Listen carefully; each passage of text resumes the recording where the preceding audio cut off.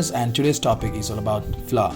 This is the series 3 and part 1, right? So here we go. Flour can be called as a soft, right, or weak, and hard or strong. Soft or wheat flour, 5 to 10% of a gluten, right? So soft and weak has 5 to 10% of gluten. Cannot tolerate kneading and fermentation. Best for cake, biscuits and sponge. Clear with this? So this kind of flour generally we use for the cake, biscuit and sponge. You can see here its gluten content is low, right? The soft and weak has gluten in very low percentage, 5 to 10%. Clear? When it comes to hard or strong flour, which is 12 to 14% of gluten, right? They have a high gluten content. Absorb good quality of water. Stands for mixing, kneading and fermentation. Best for bread preparation, right? So hard and strong flours are like good in kneading, fermentation and best for the bread preparations. Clear? So this was the wheat variety, which is about the soft and hard, right? That means weak or strong. Clear with this topic? So the next we have here is bleached and unbleached.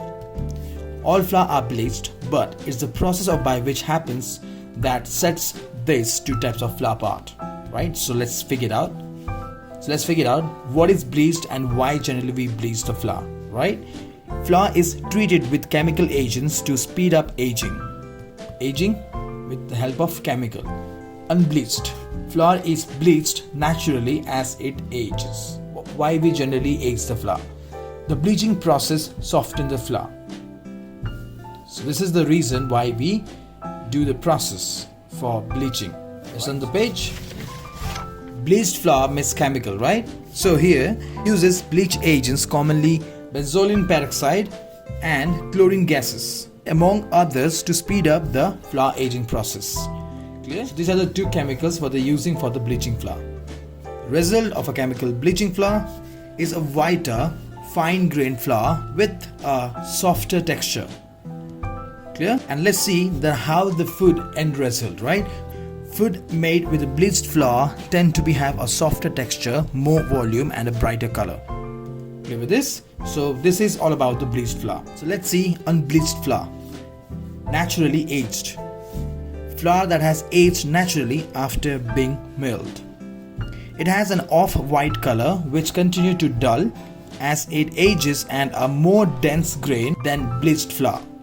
It's usually more expensive. So you can see here, so unbleached flour is more expensive whereas the bleached flour is not that much, right? So let's see the texture that how we're gonna get when it comes to the unbleached flour. Having a denser texture provide more structure in baked goods. After milling, flour start oxidize, right, naturally.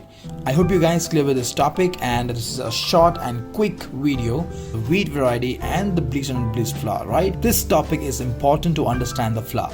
That's the reason I add this video, right? So till then, flour, right? And I'll see you in the next video. Bye bye.